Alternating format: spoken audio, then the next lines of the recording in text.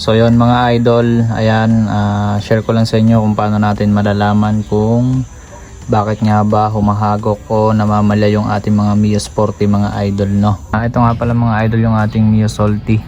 Yan. 2018 model yan.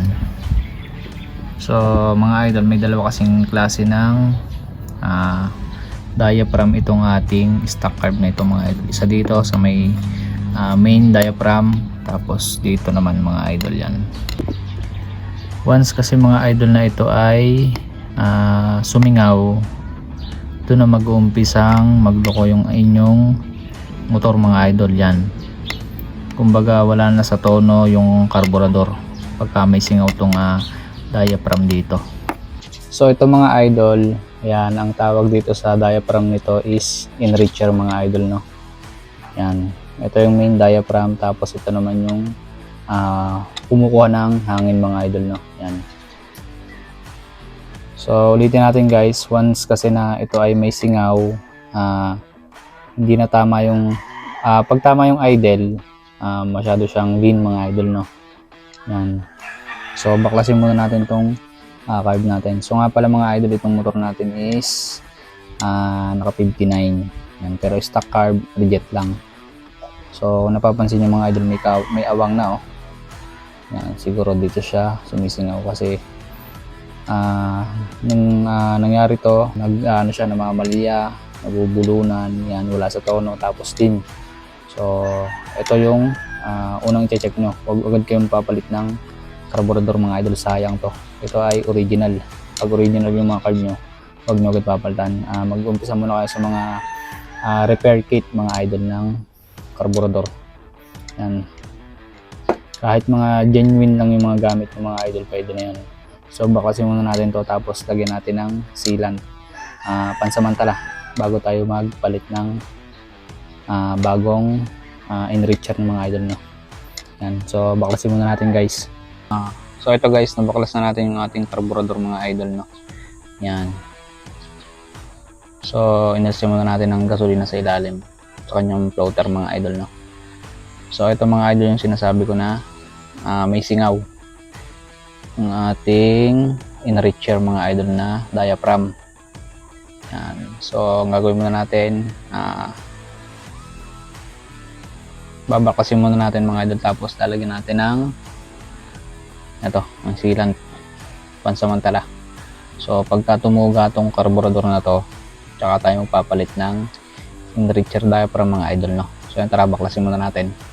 So sa pagbaklas nga pala na ito mga idol, yan, hawakan nyo dito, yan dito, kasi may spring yan, iiwasan nyo lang na tumalsik.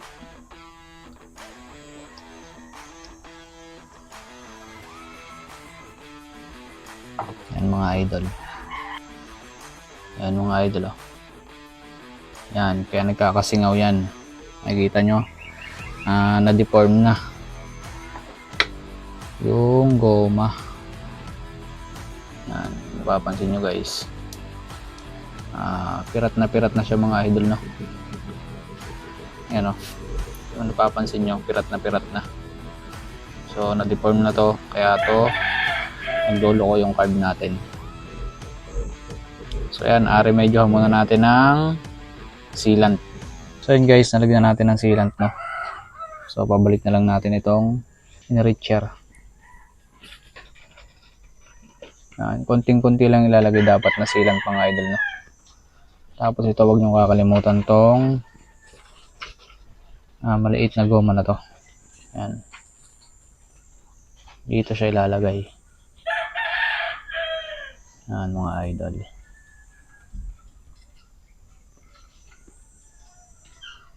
Yan. Tapos itong spring, huwag din natin kakalimutan ibalik. Yan mga idol.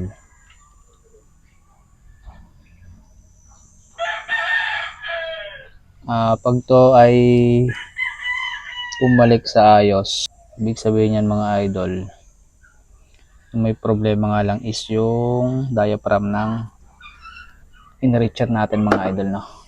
Yan. Make sure lang na walang singaw mga idol, no. Tapos konting-konti lang yung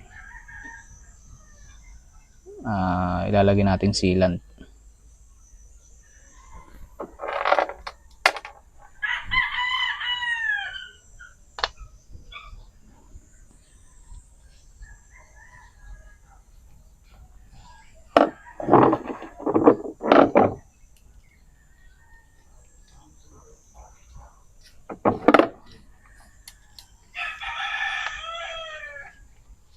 Mo kuya? Yan mga idol. Yan, hintay lang natin matuyo bago natin ibalik. And testing ulit natin mamaya. Kung mamamalya pa mga idol yung ating carburetor na to mga idol, no. Yan. So yan mga idol, naibalik na natin. Ayan, nakikita nyo yan. Naibalik na natin yung ating carburetor mga idol, no. So lagyan muna natin gas para matesting na natin. So guys, lagyan na natin ng gas.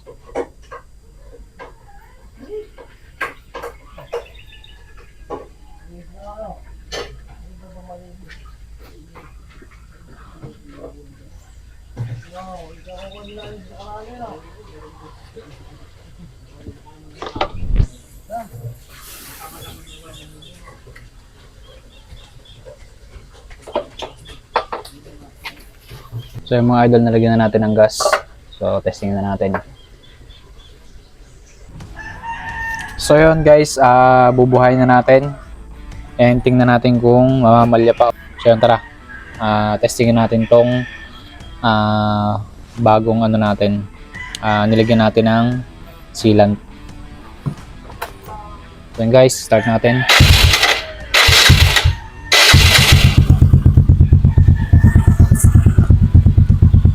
So ayan mga idol, narinig nyo naman. Yan, okay na yung idle nya. Yan o. Yan. So ganun lang kadali guys yung kung paano natin masusolusyonan yung namamalyang carburetor. So check nyo lang yung i-reacher nya. So check nyo lang yung kung may singaw yung i-reacher ng diaphragm yan. Yun yung maliit na yan. Yan mga idol. So yun mga idol, at napanood nyo naman kung paano natin inayos yung ating carburetor na namamalya. So yun, yung i-reacher lang yung problema, may singaw. Yan mga idol, kung nakikita ninyo. Yan. Yung maliit na yan. So check nyo lang yung kung may singaw. Then lagyan nyo ng sealant. Yan mga idol, sealant lang yung katapat. Ayos na agad yung motor nyo. Huwag nyo papalitan yung lalo't pag original yung carburetor nyo. Yan, huwag nyo papalitan. Sayang. So yun guys, hanggang dito lang muna yung video natin, and maraming salamat sa panonood. Quick video lang tayo dito sa ating motor mga idol, no. At hanggang sa muli mga idol na tutorial natin. Sana may natutunan kayo sa pag-ayos ng motor na walang hatak o namamalya yung carburetor. So yan, hanggang dito lang muna, and subscribe to my YouTube channel mga idol, no. So yan, hanggang dito lang muna. This is Kuya Jeff. Peace out.